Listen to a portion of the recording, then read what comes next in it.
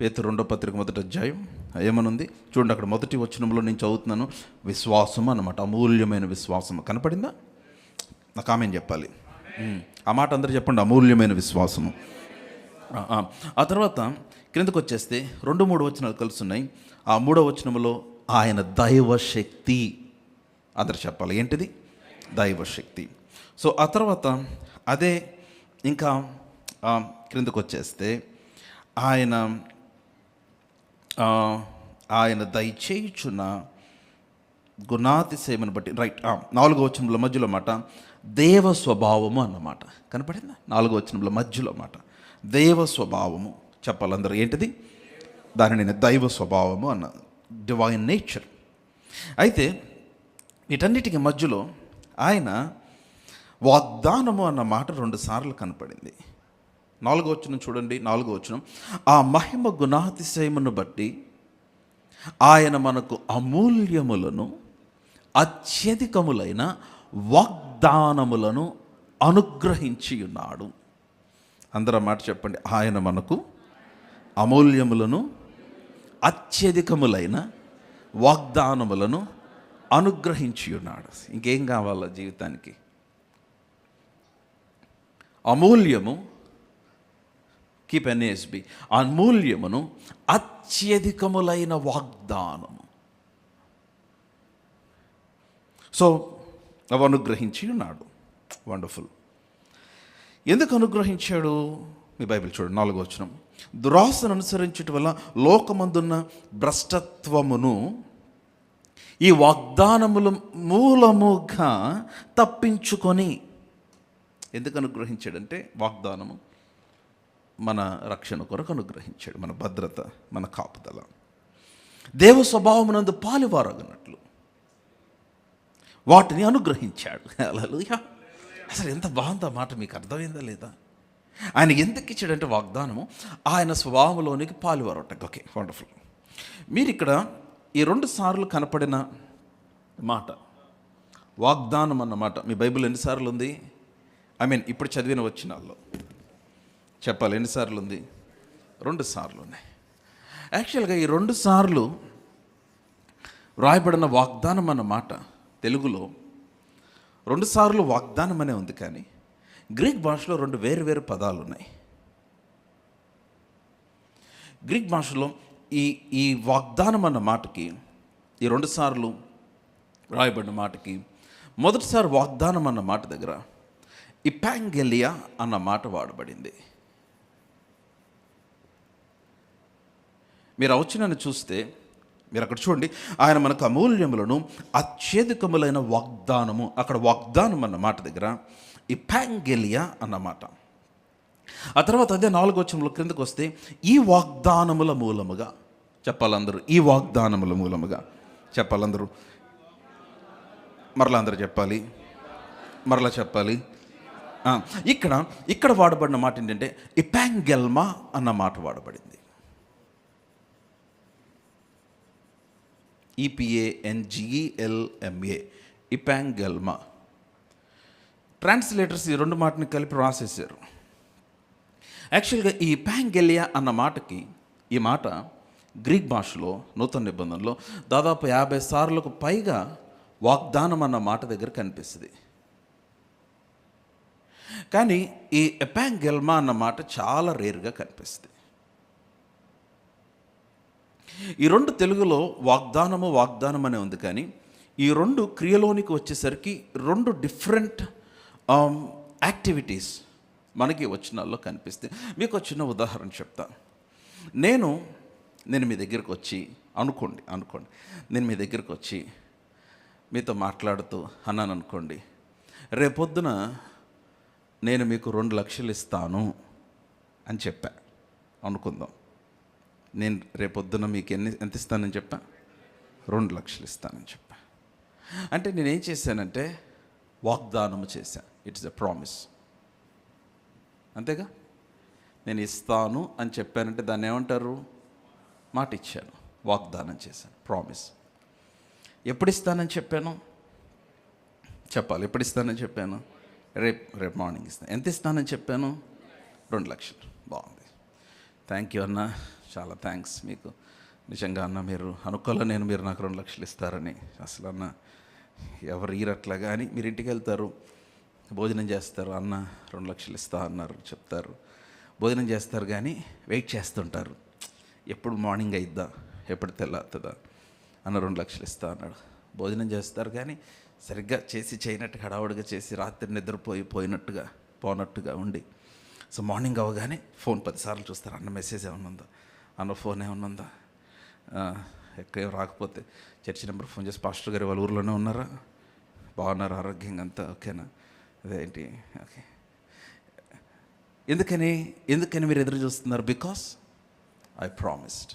Okay, అలా కాకుండా నేను మీ దగ్గరకు వచ్చి మీతో మాట్లాడుతూ నా బ్యాగ్లో ఉన్న చెక్ బుక్ తీసి ఆ చెక్ పైన మీ పేరు రాసి అక్కడ అమౌంట్ దగ్గర 2 లక్షలని రాసి నేను సైన్ చేసేసి మీ చేతికి ఇచ్చేస్తే ఇప్పుడు మీరు దాన్ని ఏం చేయాలి? మీరు చెక్క ఏం చేస్తాం పాస్టర్ గారు, దేవుని పట్టం దగ్గర పెట్టి ప్రార్థన చేస్తాం అన్నట్టు చూస్తున్నారు నన్ను. మీకు చెక్ ఇస్తే ఏం చేస్తారు? చెప్పాలి, ఏం చేస్తారు? ఇప్పుడు ఇంకా నా గురించి ఆలోచిస్తారా? నా ఫోన్ కోసం చూస్తారా? నా కోసం ఎదురు చూస్తారా? ఎందుకని ఆల్రెడీ ఆ చెక్ పైన ఏం చేసేసా? సైన్ చేసేసా. దీన్ని ఎపాంగెల్మా.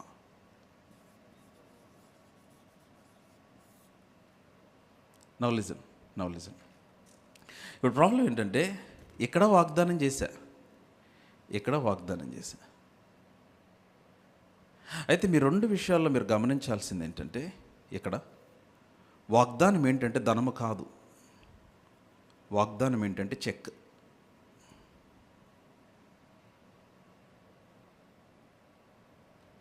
చెక్లో 2 లక్షలు ఉన్నాయి. ప్రామిస్ ఏంటి మీ ధైర్యం ఏంటి, కాన్ఫిడెన్స్ ఏంటి? చెక్ మీద పాస్టర్ గారి సైన్ ఉంది. సో ఇప్పుడు ప్రామిస్ ఏంటంటే, సో మీకు నేను ఇచ్చిన వాగ్దానం ఏంటంటే, నేను మీకు ఇచ్చిన ప్రామిస్ ఏంటి, it's not just the money. 2 లక్షలే, కానీ 2 లక్షలు కాదు, 2 లక్షలు మీకు వస్తాయి అంటానికి వాగ్దానం ఏంటంటే చెక్. కమాన్, ఆమేన్.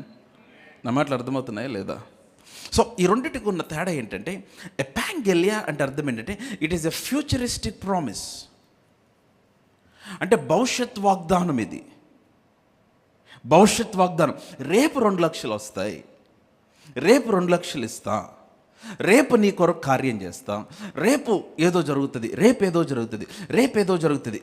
జరుగుతుంది. కరెక్టే. కానీ ఎపాంగెల్మా అంటే it is the fulfilled promise. It is backed up with the fulfilment. ఈ వాగ్దానం ఎపాంగెల్మా అంటే దేవుడు నీకు ఇచ్చిన వాగ్దానం ఏం చేయబడిందంటే అది ఆల్రెడీ నెరవేర్చబడిన వాగ్దానము. అస్సలు మీకు క్యాష్ షీట్ రాదనుకుంటే చెక్ని క్యాష్ షీట్ నా చేతికి చెక్ వస్తే 2 నిమిషం క్యాష్ చేసేస్తా నేను. కమాన్, హల్లెలూయా. ఒకసారి మన టీంలో నా దగ్గరే ఉండే కుర్రాడికి చెక్ ఇస్తే 4 రోజులు మర్చిపోయాడు. గుర్తొచ్చింది, 1 నెల తర్వాత గుర్తొచ్చింది, ఏమా ఏం చెక్ అన్నా, మర్చిపోయానన్నా. Now listen. వింటున్నారు? అందరూ వింటున్నారు లేదా? మీకు ఆ వాక్యం అర్థమవుతుందా లేదా?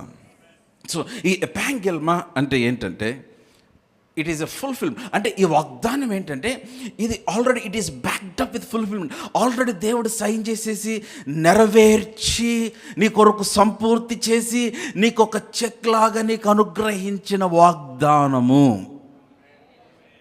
ఇప్పుడు 4వ వచనం చూడండి. పేతురు రెండో పత్రిక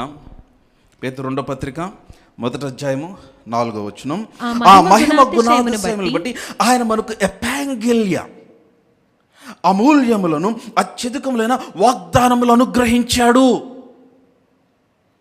అయితే ఆయన అనుగ్రహించి ఆగిపోలేదు. That's what Peter is trying to say. నీకు ఆర్థిక అభివృద్ధిని ఇస్తానో, లేకపోతే నీకు కుటుంబం ఇస్తానో, గృహం ఇస్తానో, ఆత్మీయ జీవితము, లేకపోతే భౌతిక జీవితం, all round blessing, both physical spiritual, అన్ని వైపుల సుఖమును దేవుడు నీకు అనుగ్రహిస్తానని వాగ్దానం ఇచ్చాడు. ఎపాంగెలియా. కానీ అక్కడ ఆగిపోలేదు. ఆ దురాశను చూడండి, అనుగ్రహించిన దురాశను అనుసరించడం వల్ల లోకమందున భ్రష్టత్వమును ఈ ఎపాంగెల్మా ద్వారా మీరు తప్పించుకొని దేవ స్వభావమునందు పాలివారగునట్లు వాటిని అనుగ్రహించి ఉన్నాడు. హల్లెలూయా. అంటే ఏం చెప్తున్నాడంటే ఆయన మీకు అనుగ్రహించాడు, కానీ you need to cash the cheque. You need to cash the cheque. You need to cash the check.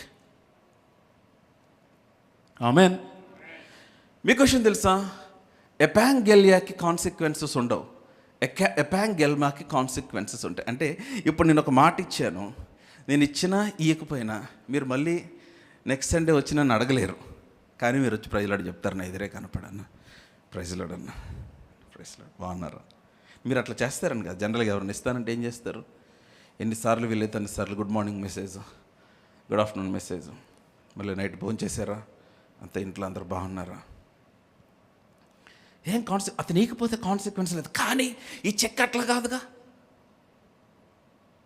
ఈ చెక్ మీకు ఇచ్చారు, ఈ చెక్ మీరు బ్యాంకులో వేసారు, check చెల్లలేదు.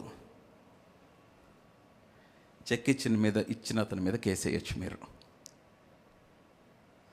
Hello, you can take legal action. Amen. Come on, వింటున్నారు లేదా? సో ఇప్పుడు దేవుడు ఏం చేశాడంటే ఆయన మనకి ఇట్లాగ సైన్ చేసి చెక్ ఇచ్చాడు. ఆయన ఇచ్చిన చెక్ ఏంటంటే దేవుని వాక్యం. It is backed up with the fulfilment. ఇది పట్టుకోవాలి. నేను పైవాడిని, నువ్వు పైవాడివే కానీ క్రిందవాడివి కాదంటే దేవుడు దాన్ని నెరవేర్చి నాకు చెప్పాడు. సో ఇప్పుడు నేనేం చేయాలంటే నేను పైవాడినే అన్న చెక్ని క్యాష్ చేసుకోవాలి, దాన్ని నేను ద్రవ్యముగా మార్చుకోవాలి నేను. ఆమెన్. నువ్వు అనేక జనములకు అప్పిస్తావు కానీ అప్పు చేయవు అన్న ఒక ఎపాంగెల్మా, ఒక చెక్ నీకు ఇచ్చేసాడు. అది ఆల్రెడీ నెరవేర్చి, నిర్ణయించి, సంపూర్తి చేసి నీకు ఇచ్చాడు. అందుకనే ఆయన యెహోషువ దగ్గరకు వచ్చినాడు. యెహోషువ చూడు, ఇదిగో ఈ దేశమును నీకు అనుగ్రహించి ఉన్నాను అన్నాడు. ఇంకా అసలు యుద్ధం కూడా చేయలా. You understand what I'm speaking? Amen. చూడండి అన్నమాట. యెహోషువ గ్రంథం 6వ అధ్యాయం, జాషువా చాప్టర్ 6. ఓ హల్లెలూయా. మీకు అందరికి వాక్యం అర్థమవుతుందా లేదా? మీరు నన్ను వింతగా చూస్తున్నారు. మీకు అర్థమైతే ఒక ఆమెన్ చెప్పుకోండి. అందుకనే నేను I need your response. Me response అందుకే కావాలి నాకు. ఆమెన్. కమ్ ఆన్ లౌడ్ హల్లెలూయా. 8వ అధ్యాయం, యెహోషువ గ్రంథం 8వ అధ్యాయం మొదటి వచనం, జాషువా చాప్టర్ 8 verse 1. జాషువా 8:1. మరియు యెహోవా యెహోషువతో ఇట్లా నేను, యెహోవా ఈ సౌండ్ కొంచెం తగ్గించండి.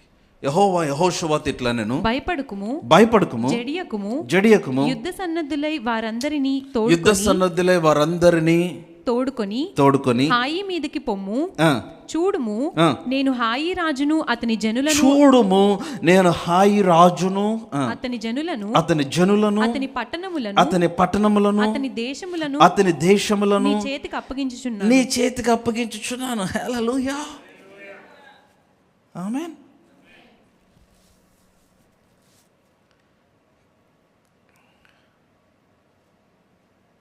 యాక్చువల్గా తెలుగు బైబిల్ అప్పగించుచున్నాను, English Bible I have given అన్నమాట ఉంటుంది. I have handed over or I have given. ఏమన్నాడు? నేను హాయిని, దాని రాజును, దాని రాజ్యములను, దాని జనులను నీకు ఆల్రెడీ ఇచ్చేసాను, ఇంకా యుద్ధానికి వెళ్ళలేదు. దాన్నే ఎపాంగెల్మా. సరే, ఇప్పుడు క్వశ్చన్ ఏంటంటే, మాస్టర్ గారు మామూలు చెక్ అంటే బ్యాంక్కి వెళ్ళి డ్రా చేసుకుంటాం, ఈ వాగ్దానాన్ని ఎట్లాగా మనం డ్రా చేసేది? How to cash the cheque? ఇప్పుడు దేవుడు ఎన్ని వాగ్దానాలు ఇచ్చాడు. వింటున్నారా? నా మాట వింటున్నారా? మనం కేవలము సోమరులు అవటం వలన మనం వృద్ధి చెందట్లా. మనం కేవలం సోమరులు అవటం వలన మనం సక్సెస్ఫుల్గా లేము. మనం కేవలం సోమరులు అవటం వలన దేవుని వాగ్దానాన్ని సంపూర్తిగా మనం నెరవేర్చలేకపోతున్నాం. ఏం సోమర్థనం అంటే వాక్యం చదవటానికి సోమర్థనం. ఆమేన్. సో ఇప్పుడు ఏం చేయాలంటే వాక్యమును ఎట్లాగ, వాగ్దానం ఎట్లాగా నేను హౌ కెన్ ఐ క్యాష్, నేను చెక్ని ఎట్లా క్యాష్ చేసుకుంటే బ్యాంక్కి వెళ్ళి, ఈ లోక సంబంధమైన బ్యాంక్కి వెళ్ళి నేను ఆ బ్యాంక్లో నేను ఆ చెక్ ఇచ్చి ఆ ఇచ్చిన సిగ్నేచర్ దాన్ని వాళ్ళు టాలీ చేసుకొని చూసుకొని అంత బాగుంటే వాళ్ళు మీకు ధనం ఇస్తారు, మీ అకౌంట్కి అయితే అకౌంట్ డ్రా చేసి క్యాష్ చేసి ఎట్లాగా మీరు చేస్తారు. సో అట్లాగా దేవుని వాక్యము మీకు ఇచ్చిన వాగ్దానములన్నీ కూడా ఇవన్నీ నెరవేర్చబడినవి కనుక, they are all fulfilled promises. మీరు అదే గమనించాలి, ఇవి నెరవేర్చబడిన వాగ్దానములు. హల్లెలూయా. మీ కొరకు కొన్ని కార్లు వెయిట్ చేస్తున్నాయి, మీరే క్యాష్ చేయట్లా. మీ కొరకు గృహాలు వెయిట్ చేస్తుంది, అదే మొత్తుకున్న ఇశ్రాయేలులతో. మీ కొరకు కట్టని ఇండ్లు ఉన్నాయి, మీరు నాటని తోటలు ఉన్నాయి. కమ్ ఆన్, హల్లెలూయా. యోబుకు విస్తారమైన ఒంటెలు, గాడిదలు, మేకల మందులు, గొర్రెల మందులు, గుర్రములు అన్నీ ఉన్నాయి. ఈ రోజున మనకి గుర్రాలు, మేకల మందులు, ఒంటెలు, గాడిదలు అక్కర్లు, మన కార్లు కావాలి. కమ్ ఆన్, హల్లెలూయా. వద్దా? పాస్టర్ గారు 2 కార్లు ఎందుకంటే ఎవరైనా అడిగితే ఇంకో కారు సహాయం చేయండి. ఇదంతా ఎక్కడ? How can it be possible? ఇలాగా మీ మనస్సులో నూతన పరుచుకున్నట్టు వలన. నేను అదే చెప్తున్నా, మీ పేరు మీద విస్తారమైన సమృద్ధిని దేవుడు సంతకం చేసి ఉంచాడు. మనం సమయమును వెచ్చించి కూర్చొని వాగ్దానమును ధ్యానం చేస్తే, మీరు ధ్యానం చేస్తుంటే మీరు ఏం చేస్తున్నారంటే దాన్ని డ్రా చేస్తున్నారు, దాన్ని క్యాష్ చేసుకుంటున్నారు. ఇది స్పిరిచువల్ ప్రిన్సిపల్. ఇది ఎలా జరిగిద్ది? ఇది జరిగిద్దా?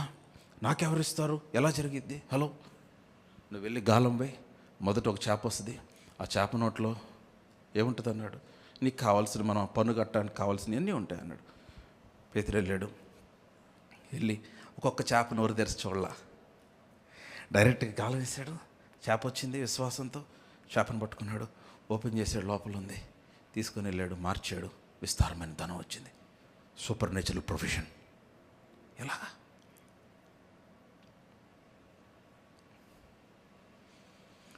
మనం చాలాసార్లు ఎలాగ అనుకుంటా అసలైన దాన్ని పట్టించుకో. దేవుడిచ్చే దాన్ని పోగొట్టుకుంటాం, కోల్పోతూ ఉంటాం. దేవుడు అన్నాడు, it's not your job to strive for something, it's your job to believe. మీరు నమ్మాలి దేని కొరకైతే. మన యొక్క ప్రయాసం అంతా దేనిలోనంటే విశ్వాసంలోనే, మన ప్రయాసం దేంట్లోనంటే నమ్మటంలో, మన ప్రయాసం అంతా దేనిలోనంటే దేవుడు మీ కొరకు. అందుకే నేను చెప్తున్నాను write a vision about your life. మీ జీవితం గురించి ఒక దర్శనం, మీరు కలిగి ఉండాలి. అది వాగ్దానం మీద స్థిరపడాలి. ఆ వాగ్దానమును మీరు ధ్యానం చేయాలి. ఎంత సింపుల్ ప్రిన్సిపల్ అది. మీరు కూర్చున్న చోట, మీరు ఉన్న చోట మీరు వాక్యమును ధ్యానించడం ఆరంభించండి. నేను చెప్తున్నాను, ప్రపంచం అంతా నీ ఎద్దుకు వచ్చినట్లు దేవుడు చేస్తాడు. సీరియస్లీ. అందుకే ఎవరు నన్ను అడిగితే పాస్టర్ గారు నేను ట్రాన్స్ఫర్ అవ్వాలనుకుంటున్నా, వేరే దేశం వెళ్ళాలనుకుంటున్నా, వేరే ఊరు వెళ్ళాలనుకుంటున్నా, ఎక్కడికి వెళ్ళమంటారు? అక్కడికి వెళ్ళొచ్చా? నేను చెప్తాను, దేవుని వాక్యము చేత పోషించబడే స్థలంలో నేను ఉండాలి. నేను పలానా ఊరు వెళ్ళాలి అనుకున్నప్పుడు ఆ ఊరిలో మీరు ఎంక్వైరీ చేయాల్సిన మొట్టమొదటిది ఏంటంటే, నాకు అక్కడ సమృద్ధి అయిన ఆత్మీయ ఆహారం ఉందా, నాకు ఒక మంచి ఆరోగ్యవంతమైన సహవాసం ఉందా, can I get a healthy fellowship, can I get a spiritual food, మంచి న్యూట్రిషియస్, మంచి పోషకమైన. చర్చలు చాలా ఉంటాయి, సంఘాలు చాలా ఉంటాయి, ఏ కాదు. What is the best church that I can. So దాన్ని బట్టి మీరు మీ ప్రయారిటీస్ని సెట్ చేసుకోవాలి. మీకు అక్కడ ఊరిలో ఏది కనపడలేదంటే దేవుడు మిమ్మల్ని ఎక్కడ పోషిస్తున్నాడు అక్కడే ఉండాలి. మరి ఆశీర్వాదం ఎట్లాగా? వాక్యములో నుండి వస్తుంది, నీవు తీసుకున్న నిర్ణయంలో నుంచి వస్తుంది, నీవు దేవునికి ఇచ్చిన ప్రాధాన్యతలో నుంచి వస్తుంది. ఆమేన్. ఆయన విశ్వాసం ఉంచి ఆయన కొరకు నమ్మకంగా నిలబడితే దేవుడు వదిలేస్తాడా? కాదు కదా.